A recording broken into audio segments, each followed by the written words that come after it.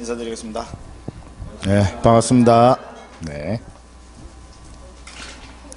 시간 참 잘 간다, 그죠? 네. 오늘 우리 공시법 기본과정 마지막 시간이네요.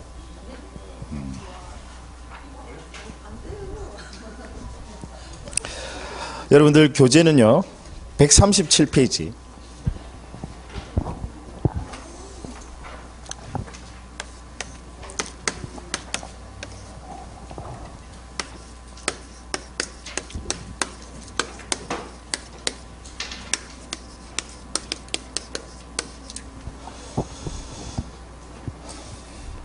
잠깐 제가 우리 수업 과정에 대해서 말씀을 좀 드리면 우리 이제 등기법은요 크게는 이제 총론과 강론으로 구별을 합니다. 우리 기본 과정에서는 총론만 다뤄요. 그럼 뒤에 이제 강론 파트는 상당수의 내용이 뭐 거의 대부분이라고 해도 과언이 아닐 정도로 그냥 민법의 내용입니다. 우리 왜 민법에서 여러분 왜 물권법 공부하셨잖아요. 그 내용이 그대로 시험에 출제가 됩니다. 그러니까 여러분들은 우리 등기법에서 일단은 총론 조금 인텐시브하게 봐주셔야 되고요. 그 다음에 이 강론 가셔도 이 총론의 내용이 그대로 역시 반복이 되면서 언급이 됩니다. 그래서 이 총론 파트를 조금 잘 다져주시기를 당부드립니다. 아시겠죠? 네. 자, 우리 이제 등기 절차. 우리 등기법은요, 민법의 특별법입니다. 민법의 특별법으로서 일종의 절차법이에요. 그래서 이제 민법에서는 실체적인 권리 관계가 있느냐 없느냐, 그걸 주로 포커스를 해서 다루는 거고요. 권리가 있느냐 없느냐. 그 다음에 이제 등기법에서는 그 권리가 있으면 그걸 어떻게 이제 등기를 할 것이냐. 우리 특히 물권에 있어서는 등기를 해야 물권 변동의 효력이 발생하지 않습니까? 그죠? 원칙적으로 우리 법률의 규정이한 물권 변동은 등기하지 않더라도 물권 변동의 효력이 발생하지만 다만 처분하기 위해서는 역시 뭐 하셔야 돼요? 등기하셔야 되거든요. 그래서 그 등기는 일종의 절차법이다라는 거. 그래서 이제 등기 절차가 개시가 되는 그 태양에는요,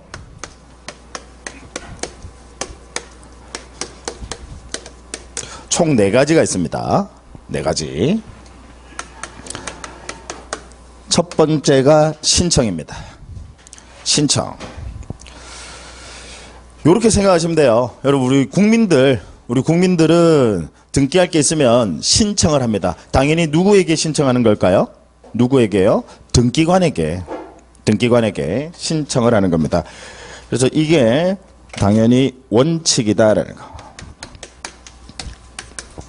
신청이 원칙이다. 이 신청에 대해서는 조금 이따 자세하게 살펴봅니다. 자, 그 다음에요. 등기 절차가 촉탁으로 개시가 되는 경우가 있습니다. 촉구하고 부탁하다라는 뜻이거든요. 그러면 이 촉탁은요, 관공서. 자, 관공서가 등기 절차에 개입을 하게 되면 우리 등기관도 하나의 관공서거든요. 등기관도 이 등기 업무에 있어서는 하나의 관공서입니다. 그래서 서로 대등한 관계다, 그죠? 우리 국민들은 신청하는 거고, 그죠? 관공서가 등장을 하게 되면 등기관도 하나의 관공서니까 서로 대등한 관계입니다. 그래서 얘를 뭐라고 하냐면 촉탁이라고 해요. 촉구하고 부탁하다라는 뜻이죠. 서로 대등한 관계다라는.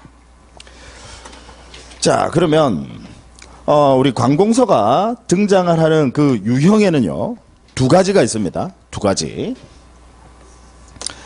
하나는 관공서가 권리관계의 당사자인 경우, 즉 이걸 달리 표현하면 권리주체인 경우.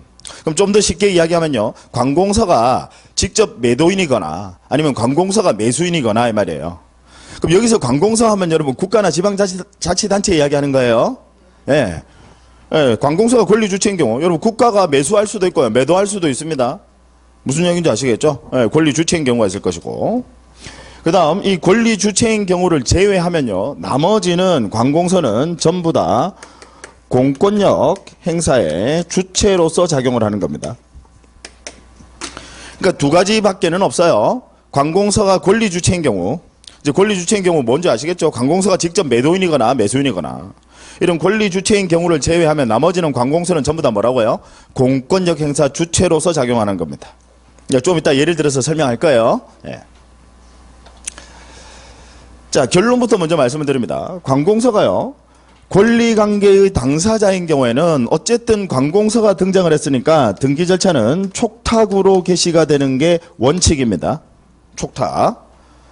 관공서가 매도인 매수인이라고 하더라도 등기소에 있는 등기관에게 촉탁서를 보내서 바로 등기 이루어진다 이 말이죠. 촉탁이 원칙인데 다만 이때는 신청에 의한 등기도 허용합니다. 권리주체인 경우 둘 다 가능하다 이 말이지. 이 두 가지를 구별하는 데는 그 실익이 있습니다, 여러분. 그럼 관공서가요, 공권력 행사 주체인 경우에는 자, 이 부분 아주 시험에 많이 출제됩니다. 공권력 행사 주체인 경우에는 등기는 이때는 반드시 촉탁으로만 이루어져야 하고 이때는 절대로 신청에 의한 등기는 허용합니까? 허용하지 않습니까? 허용하지 않는다라는. 그래서 두 가지를 구별하는 실익이 있어요. 자, 예를 한번 들어보겠습니다.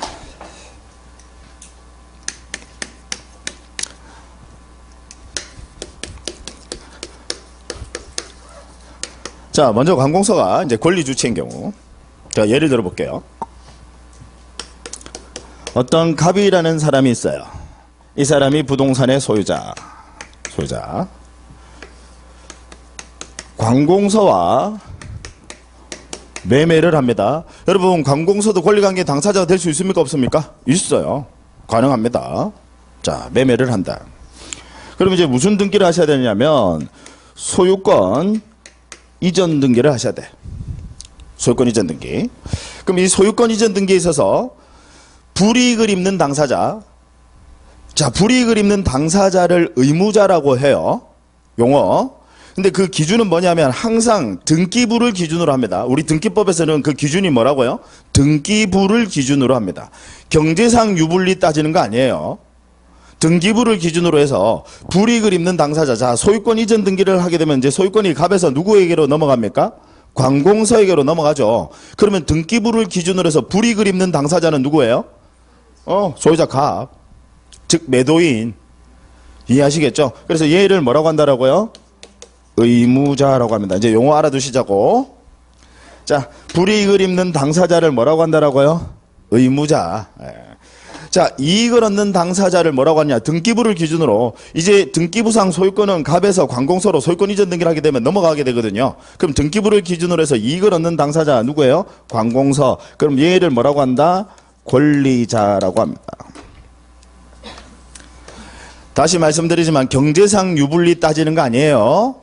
여러분, 경제적으로 봤을 때는 갑이라는 사람은 소유권 넘겨주는 대신에 뭐 받아요? 돈, 대금 받잖아요. 경제상 불리한 거는 없어. 항상 기준, 우리 등기법에서는 그 기준, 뭐를 기준으로 한다라고? 등기부를 기준으로. 등기부상 이제 소유권이 갑에서 소유권 이전 등기를 하게 되면 관공서로 넘어가니까.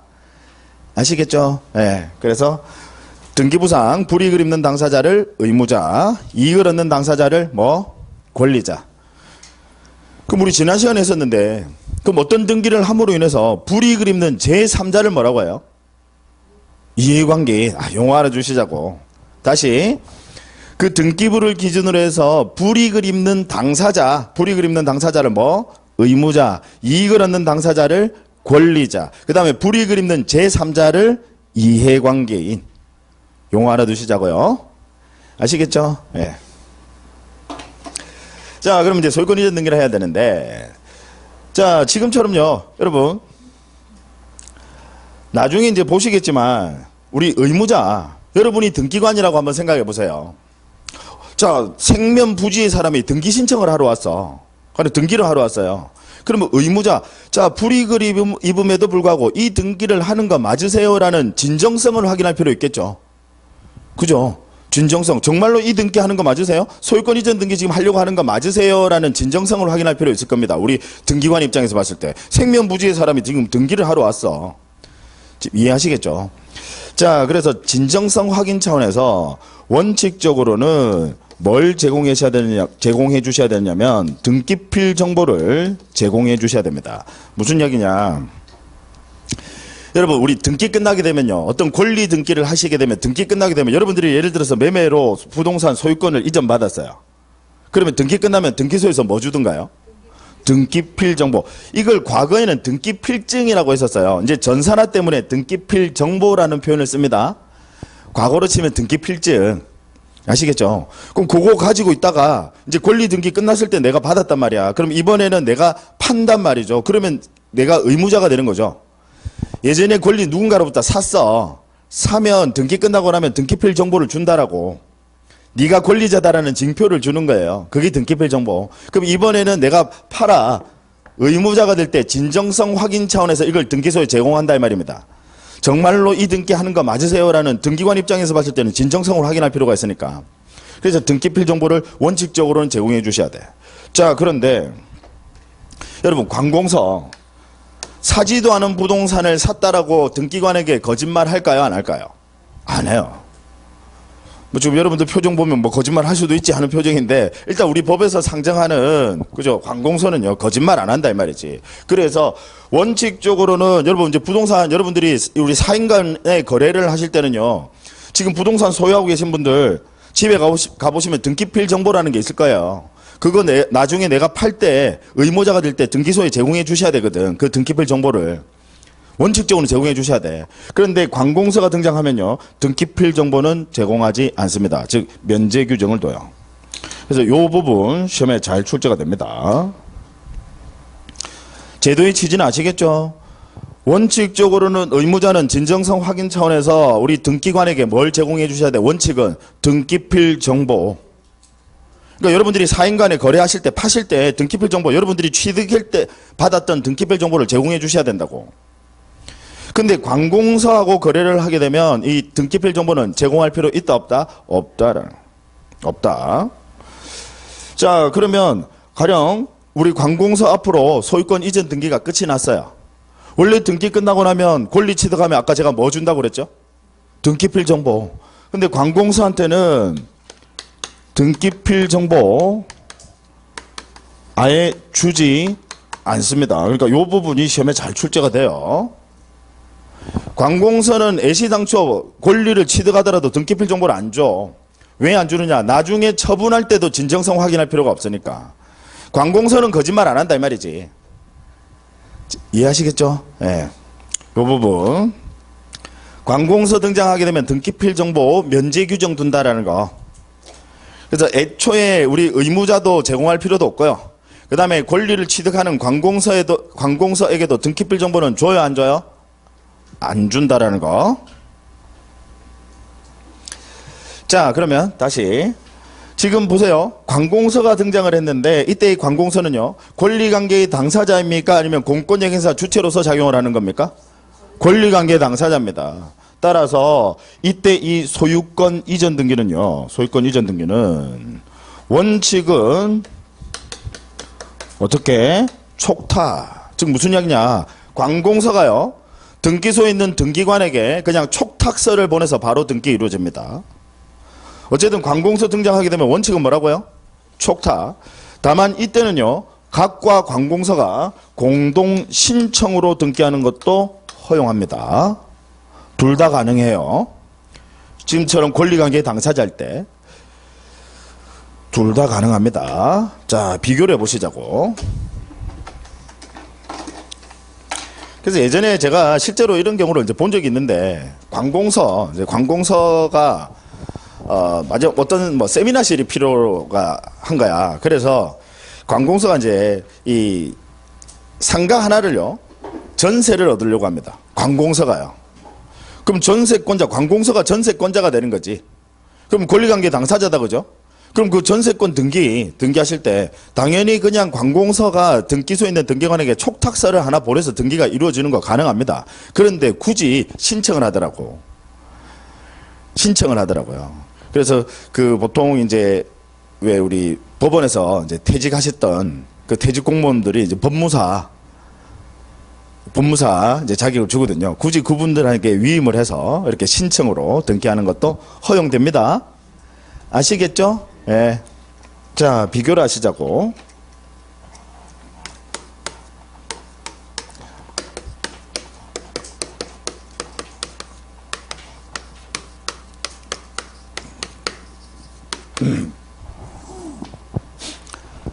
자, 공권력 행사 주체인 경우.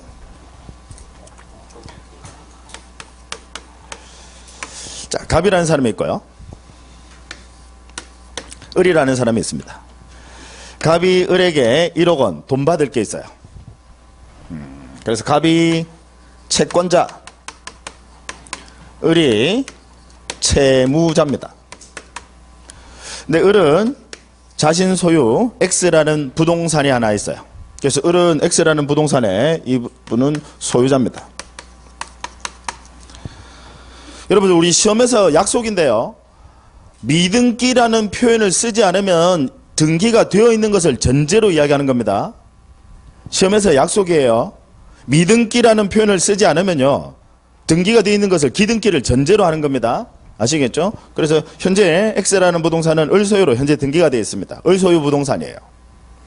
자, 그런데 을이 변제기가 돼도 1억 원을 안 갚아요. 그러면 여러분이 갑이다. 어떻게 하시겠습니까? 네. 뭐 을을 때릴 거예요? 아니다, 그죠? 뭐? 자, 그렇죠. 응하지 않으면 소송을 하셔야 되는데, 일단 소송하기 전에 임시로 붙잡아 놓고 소송 들어간다 이 말이죠. 네, 을 소유 X 부동산을. 그럼 갑은 어디 가셔야 되느냐? 어디 가셔야 돼요? 법원 가셔야 됩니다. 법원에 가셔서, 자, 지금 갑이라는 사람은 1억 원 금전적 권리를 가지고 있다, 그죠? 금전적 권리에 기초해서 상대방의 재산을 임시로 처분 제한. 왜 임시라는 표현 쓰는지 아시겠죠? 아직 판결받은 거 아니니까. 임시로 처분 제한 붙잡아 놓습니다. 그걸 뭐라고 하죠? 가압류라고 합니다. 비금전적 권리에 기초해서 임시로 처분 제한하면 가처분, 금전적 권리에 기초하면 가압류.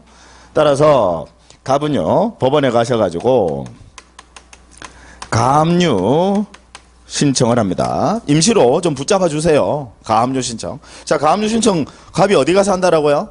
법원. 법원 가서 하는 겁니다. 등기소 가서 하는 거 아니에요. 제가 이제 왜 이걸 물어보냐면 예전에 질문으로 한번 나온 적이 있어. 여러분, 등기소 가서 등기 공무원한테 가압류하러 왔는데 하면 서로 같이 깜짝 놀랍니다. 네. 어디 가셔야 된다라고요? 법원. 자, 그러면 이 가압류 여러분 생각을 해보죠. 신속성을 요구할까요? 요구하지 않을까요? 요구해요. 따라서 가압류 판결일까요? 가압류 결정일까요? 결정이다. 당연히 신속성을 요구합니다. 변론을 거치지 않는다 이 말이지. 변론을 거치고 판단을 내리면 판결. 그래서 소송을 제기하면 판결이 나오는 겁니다. 아시겠죠? 근데 변론을 거치지 않고 제출한 서면만 가지고 심리에서 바로 판단 내립니다. 그걸 뭐라고? 결정이라고 합니다. 가압류는 당연히 신속성을 요구합니다. 그래서 우리 법원은요, 가압류 결정을 내립니다. 가압류 결정. 자, 지금 보세요. 우리 법원이라는 관공서가 등장했습니다. 여러분, 법원도 역시 관공서입니다. 국가기관이에요. 관공서. 그럼 이때 이 법원은 권리관계의 당사자입니까? 아니면 공권력 행사 주체로서 작용하는 겁니까? 공권력 행사 주체지. 권리관계 당사자는 누구예요, 지금? 갑과 을이에요. 자, 그러면 공권력 행사 주체로서 작용을 한다 이 말이지, 법원이. 그럼 이때는 등기는 반드시 우리 등기소에 있는 등기관에게 등기가 어떻게 이루어진다? 촉탁으로 이루어져야 합니다. 자, 이때는요, 이제 여러분들 시험에 이렇게 출제를 해요. 가압류 결정문을 받은 갑이, 가압류 결정이 내려지게 되면요, 가압류 결정문을 갑에게 주거든요. 갑이 가압류 신청했잖아. 그럼 가압류 결정문을 받은 갑이 등기소에 가서 가압류 등기를 신청한다. OX. X예요. 이때는 절대로 신청해야 하는 등기는 허용하지 않는다라는 거. 오로지 관공서가 지금처럼 공권력 행사 주체로서 작용을 할 때는 등기는 반드시 어떻게 이루어져야 된다라고요? 촉탁. 이때는 신청해야 하는 등기는 돼야 안 돼요? 안 돼요. 강행 규정입니다. 시험에 잘 나와요. 아시겠죠? 자, 왼쪽에는 비교해 보시자고. 지금처럼 관공서가 권리관계의 당사자, 권리 주체일 때는 어쨌든 관공서가 등장을 했으니까 얘는 원칙은 등기를 어떻게 해? 촉탁. 다만 이때는 신청해야 하는 등기도 돼야 안 돼요? 돼요. 곽과 관공서가 공동으로 신청하는 것도 허용됩니다. 그래서 법무사에게 위임 가능하다라고요. 이해하시겠죠? 네. 두 가지 구별해 주셔야 됩니다. 자, 촉탁에 한 등기. 여러분들은 지금 등기 절차가 개시가 되는 그 태양을 보고 계시는 중입니다. 그래서 우리 국민들은 등기 어떻게 신청, 관공서는 어떻게 해요? 촉탁. 아시겠죠? 뭐 너무 어려운 이야기 아닙니다. 자, 세 번째가요. 직권에 의한 등기입니다. 그럼 여기서 직권은 당연히 등기관의 직권을 이야기하는 겁니다. 즉 무슨 이야기냐? 우리 국민들이 신청하지도 않았어. 어떤 관공서가 촉탁하지도 않았어요. 근데 등기관이 자기가 그냥 등기 절차를 개시하는 경우도 있더라. 자, 여러분, 우리 등기라는 것은 권리관계를 공시하는 거예요. 아주 중요한 거죠. 그래서 아무리 등기관이라 하더라도 원칙적으로 자기가 함부로 등기 절차를 개시한다라는 것은 있을 수 없는 일입니다. 그럼 어떤 경우에만 등기관이 직권으로 등기하느냐? 자, 요거 여러분 간과하기 쉬워요. 반드시 법에 규정이 있는 경우에만 직권으로 등기한다라는 거. 법에서 등기관이 직권으로 등기한다는 규정이 있는 경우에만 직권으로 등기합니다. 만약에 법에 규정이 없어요. 그러면 원칙으로 가는 거예요. 신청. 아시겠죠? 이 부분 간과하시면 안 돼요. 반드시 직권에 의한 등기는 법에서 직권으로 등기한다는 규정이 있는 경우에만 가능하다라는 거.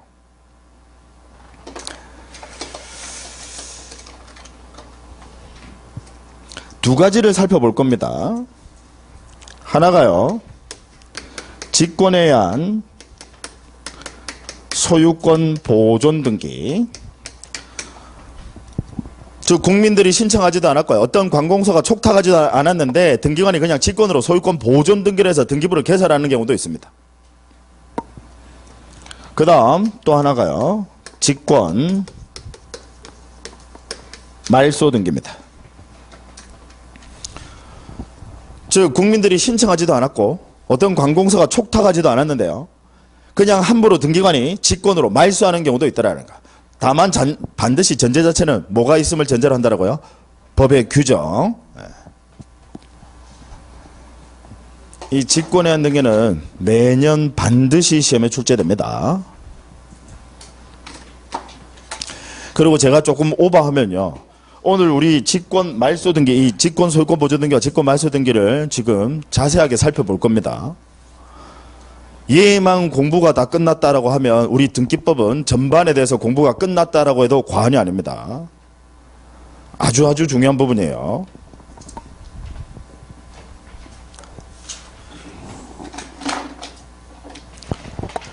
자, 먼저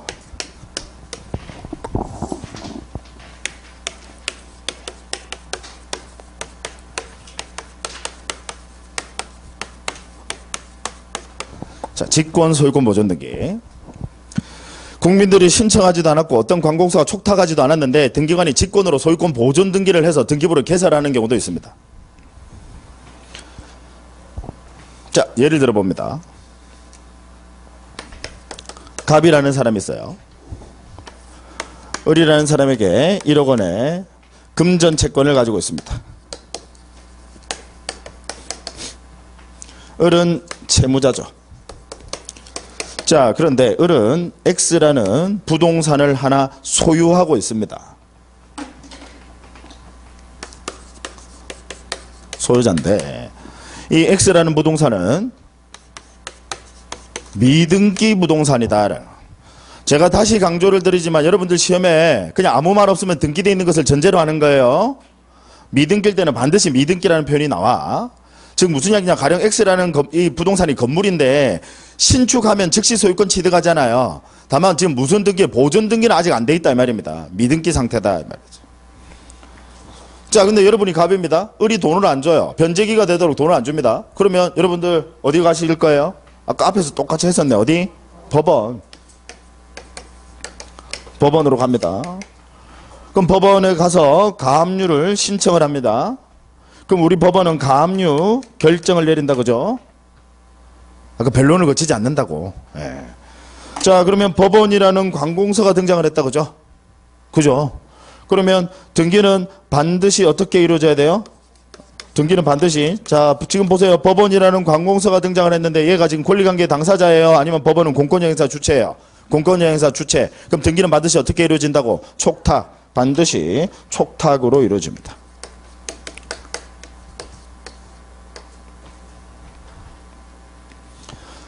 자, 문제는요. 법원으로부터 촉탁이 왔어. 뭐 하라고? 가압류 등기하라고. 촉탁이 왔는데 미등기예요. 등기부에 기재할 수 있습니까? 없습니까? 없어요. 그래서 법에서 규정을 둡니다.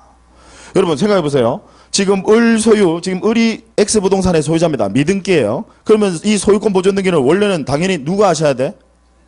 을이 하셔야 돼. 그런데 생각해 보면 내 소유 부동산에 가압류 등기가 기재되기 위해서 스스로 소유권 보존 등기를 알아서 한다? 기대할 수 있을까요? 없어요. 그래서 법에서 규정을 둔다고. 이때는 우리 등기소에 있는 등기관이 얘가 직권으로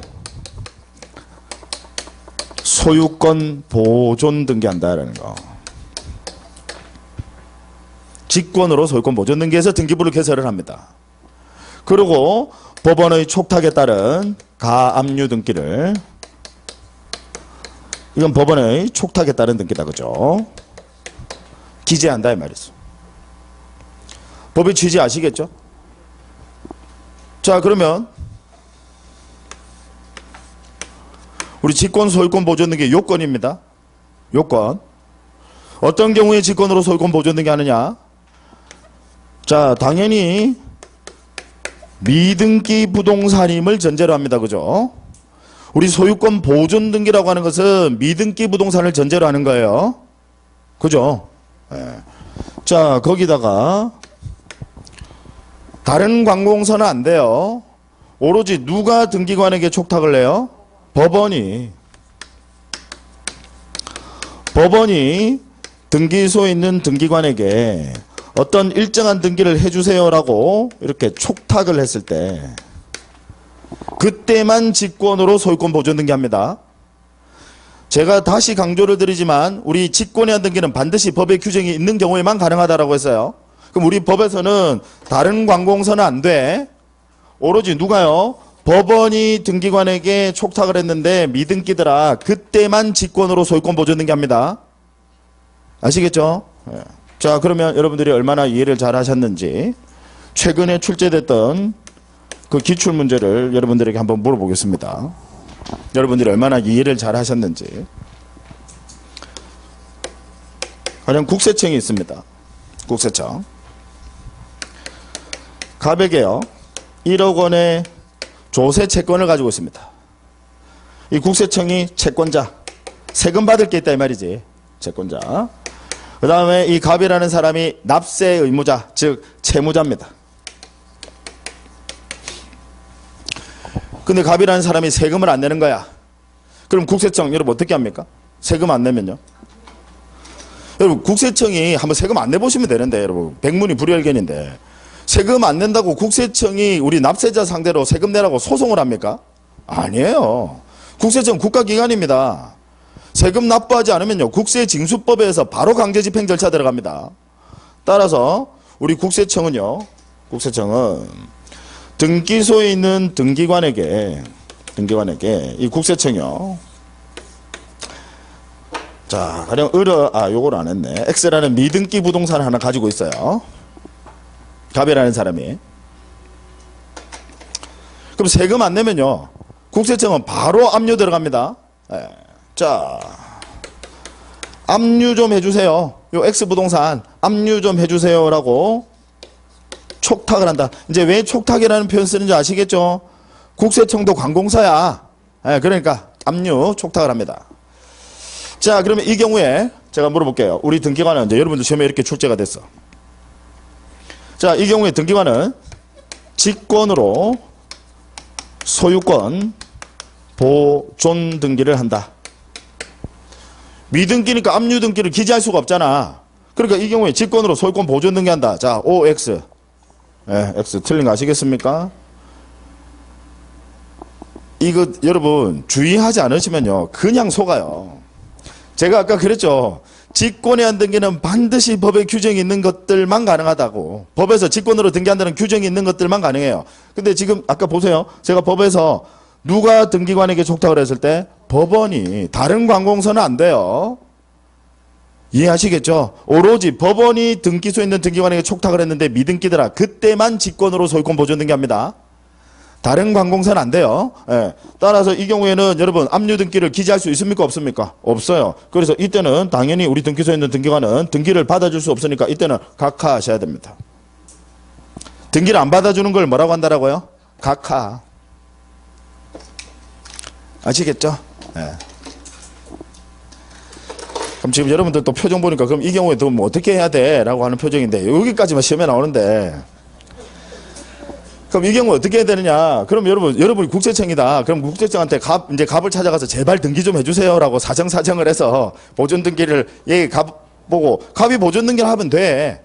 그럼 바로 압류할 수 있거든요. 뭐 그렇다고 여러분 갑이 할까요? 뭐 국세청이 사정한다고 할까요? 안 해. 그래서 나중에 배우십니다. 얘는 채권자죠. 국세청은 채권자죠. 얘는 채무자죠. 예, 채권자는 채무자를 대위에서 등기할 수 있습니다. 우리 민법 404조 채권자 대위권 여러분 기억나세요? 예, 대위에서 등기할 수 있습니다. 그래서 국세청은요, 여기 소유권 보존 등기를 대위 촉탁을 합니다. 보존 등기부터 먼저 해주세요라고 대위 촉탁을 하고요. 그 다음에 압류 촉탁을 합니다. 아시겠죠? 예. 근데 아까 법원의 경우에는 뭐 대위에서 촉탁 뭐 이런 거 할 필요 있어요? 없어? 없어. 그냥 법원은 바로 촉탁하면 등기소에 있는 등기관은 미등기더라 라고 하면 직권으로 소유권 보존 등기합니다. 아시겠죠? 예. 그러니까 이렇게 생각하세요. 사실 우리 등기관은요, 법원 조직법상 법원의 하부기관입니다. 무슨 얘기인지 아시겠죠? 예, 그러니까 법원이 촉탁을 했는데 미등기다라고 하면 우리 법에서는 그냥 등기관이 바로 직권으로 소유권 보존 등기를 하도록 법에서 규정 두고 있어요. 그러니까 지금 얘 비교하셔야 됩니다. 아시겠죠? 예.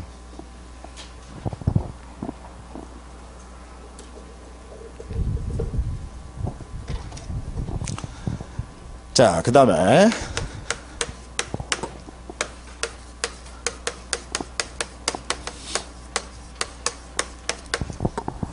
직권 말소 등기.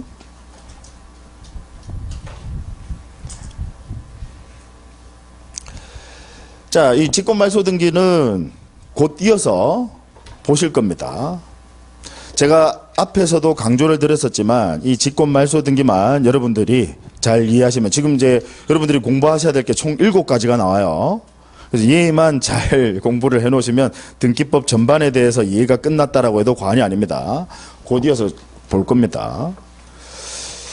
잠깐 다시 앞으로 가세요.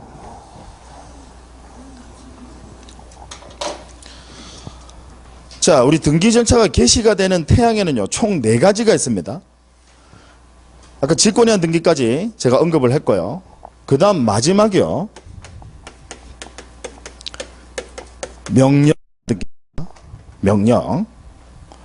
자, 명령을 내린다는 거예요. 누구에게? 등기관에게. 결론부터 말씀드리면요.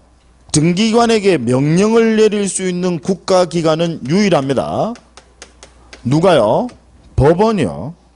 누구에게 명령을 내린다는 거죠? 등기관에게. 등기관에게. 자, 그러면 여러분들 여기서 의문을 가지셔야 돼. 아까 법원도 관공서라면서요. 법원도 관공서입니다. 그러면 법원이 등장하게 되면 아까 등기 절차는 어떻게? 촉탁인데 왜 여기서는 명령을 내리느냐? 자, 오로지 이의신청 절차에서만요. 이의신청 절차에서만 우리 법원은 등기관에게 명령을 내릴 수 있습니다. 자, 결론부터 말씀드려요. 이의신청 절차에서만. 그때만 법원은 이때는 단순한 관공서가 아니라 등기관의 상급기관으로서 작용하는 겁니다. 무슨 이야기냐? 가령 여러분 비닐하우스 우리 지난 시간에 공부했었죠. 비닐하우스 건물입니까 아닙니까? 아니죠. 따라서 등기할 수 있다 없다? 없다라는. 근데 어떤 사람이 예를 들어서 뭐 비닐하우스 뭐 애매한 걸 이 보존 등기를 신청을 했어. 그랬더니 등기소에 있는 등기관이 야 이건 건물이 아니야. 따라서 난 등기할 수 없어. 그럼 등기 안 받아주는 걸 뭐라고 해요? 각하라고 합니다. 그래서 등기를 안 받아줬어. 등기관이 등기 안 받아줬어. 그러면 등기관의 그 처분에 대해서 우리는 불복할 수 있습니다. 이 불복 절차를 뭐라고 하냐면 이의신청 절차라고 해요. 그럼 이의 신청을 하게 되면 우리 법원에서 재판을 합니다. 그래서 법원에서 심리를 해보니까 자, 이건 비닐하우스가 아니라 농업용 고정식 온실이야라고 법원이 판단을 내렸어요. 그럼 농업용 고정식 온실 여러분 기억나십니까? 얘는 등기할 수 있어요, 없어요? 있어요. 그래서 법원에서 등기관에게 야, 등기해줘라고 기록명령을 내립니다. 이의 신청 절차를 통해서 법원이 심리를 한다 이 말이지. 그래서 심리를 해보니까 야, 이건 건물이 맞아. 농업용 고정식 온실이야라고 판단을 내리고 등기소에 있는 등기관에게 기록명령을 내립니다. 야, 등기해줘라고 기록명령을 내립니다. 자, 그러면 이 경우에도 등기관은 이거는 아무리 봐도 비닐하우스예요라고 하면서 각하할 수 있을까요? 없어요. 그걸 우리는 명령의한 등기라고 합니다. 자, 그러면 여러분 구별해 보시자고요. 아까 촉탁의한 등기는요. 촉탁. 관공서대 등기관 서로 간의 대등한 관계입니다. 그죠? 따라서 만약에 요건이 불비가 됐을 때요. 이때 우리 등기소에 있는 등기관은 각하시킬 수 있습니까? 있어요. 아까 보세요. 압류 촉탁 왔을 때 미등기부 국세청에서 압류 촉탁 왔을 때 각하할 수 있잖아요. 서로 간의 대등한 관계니까 안 받아주는 거 가능합니다. 지금 이해되세요? 자, 서로 간의 대등한 관계니까 만약에 촉탁서에 뭔가 미비가 됐다든지 하면 각하할 수 있습니까? 없습니까? 있어. 서로 대등한 관계니까. 안 받아주는 거 가능하다 이 말이지. 자, 그런데 아까 제가 말씀드린 대로 우리 비닐하우스 여기에 대해서 이의 신청을 했어. 그랬더니 등기관이 각하를 냈고 그러면 거기에 대해서 우리 국민들은 불복. 그 불복 절차를 뭐라고? 이의 신청. 그래서 법원을 통해서 이제 재판을 받아봤더니 법원이 야, 이건 비닐하우스가 아니야. 이건 농업용 고정식 온실이야 라고 등기부에 기재해줘라고 기록 명령을 내렸습니다. 그럼 이 경우에 등기관은 아니에요 판사님 이거 아니에요 얘는 정말로 비닐하우스라고 하면서 각하할 수 있을까요? 없어요. 그래서 자, 명령의한 등기 얘는 각하할 수 있다 없다? 없다라는 거.